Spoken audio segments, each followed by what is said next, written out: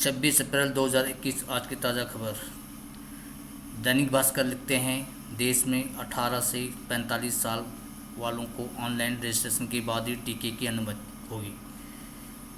1 मई से 18 से अधिक के लोगों का भी कोरोना टीकाकरण शुरू हो रहा है। देश में कोरोना के बढ़ते संक्रमण और ऑक्सीजन के घराते संकट के बीच केंद्र ने राज्यों और केंद्र शासित प्रदेशों को नए निर्देश जारी किए हैं। ये निर्देश महामारी से निपटने और कोरोना टीकाकरण के अगले चरण से संबंधित हैं। इनमें सभी राज्यों और केंद्र शासित प्रदेशों को अभी से टीकाकरण केंद्रों के रूप में अस्पताल निर्धारित करने को कहा गया है।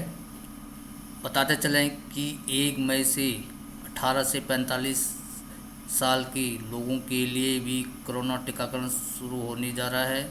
इसी के मद्देनज़र केंद्रीय स्वास्थ्य सचिव राजेश भूषण और RS शर्मा ने यह चिट्ठी लिखी है। इसमें सभी राज्य और केंद्र शासित प्रदेशों के अतिरिक्त मुख्य सचिव, प्रधान सचिवों के लिए सिलसिलेवार तैयारियों को लेकर दिशा निर्देश हैं। उन्हें रक्षा अनुसंधान एवं विकास संगठन DRDO, वैज्ञानिक एवं औद्योगिक अनुसंधान परिषद आज से भी मदद लेने की सलाह दी है। साथ ही इसी तरह के निजी क्षेत्र के विशेष संस्थानों से भी। चिट्ठी में एक खास बातें हैं। 18 से 45 साल की उम्र के लोगों के लिए कोविन वेब पोर्टल पर पंजीकरण करना और टीकाकरण के लिए समय लेना अनिवार्य होगा। शुरुआत में टीकाकरण केंद्र पर पंजीकरण कराने की अनुमति नहीं है। 45 से अधिक उम्र के लोग टीकाकरण केंद्र पर ही पंजीकरण कराकर टीका लगवा सकेंगे, जैसा अभी हो रहा है।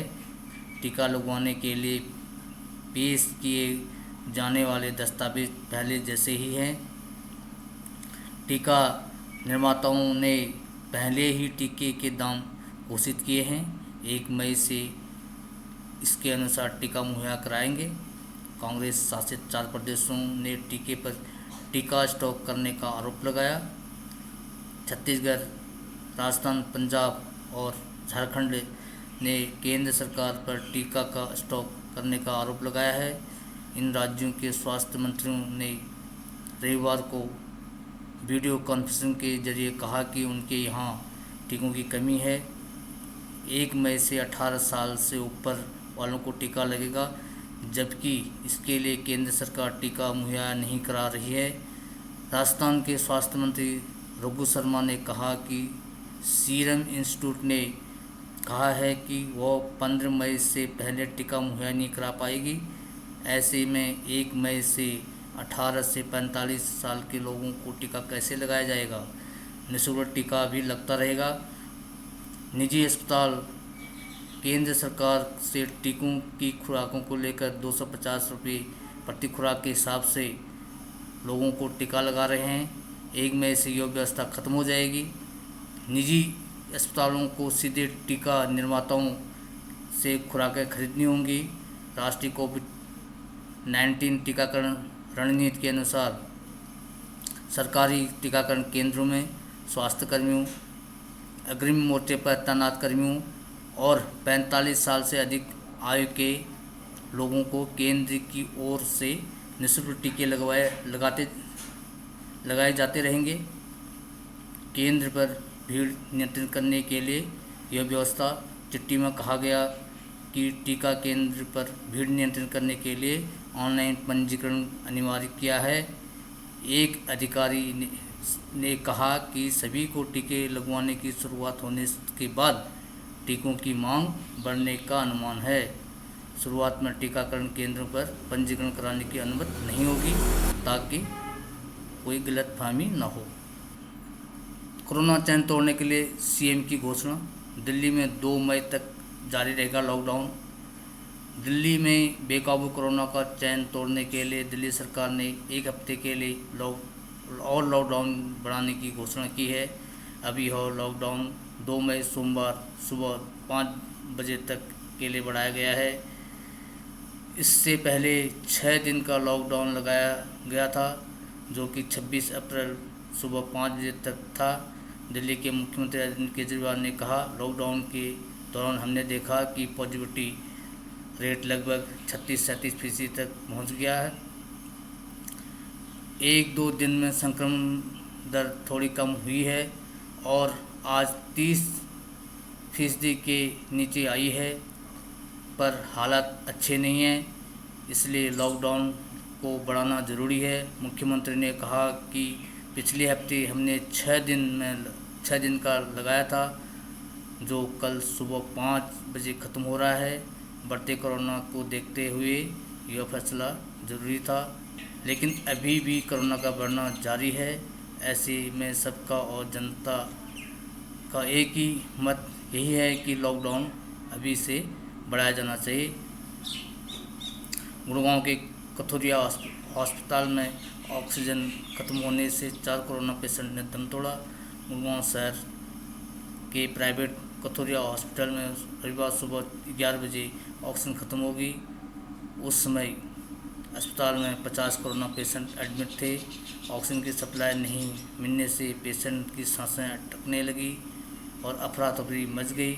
इस दौरान डॉक्टरों और अन्य स्टाफ ने पेशेंट्स को संभालने के प्रयास किया, लेकिन 4 गंभीर पेशेंट ने ऑक्सीजन नहीं मिलने से दम तोड़ दिया।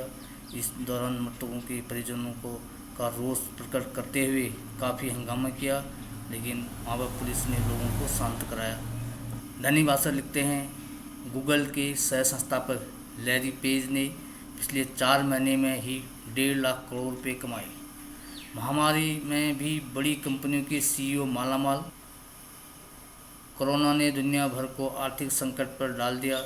2020 में अमेरिका में लाखों लोगों की नौकरियां छिन गई।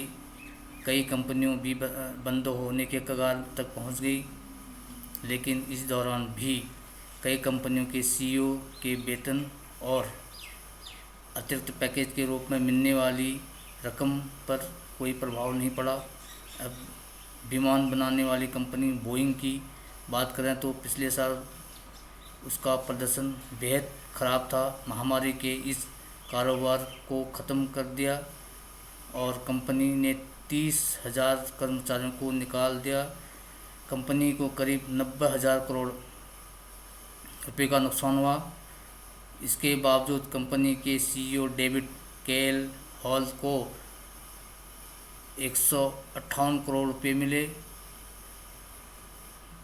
नॉर्वेजियन क्रूज लाइन साल 2020 में मुश्किल से डूबने से बची।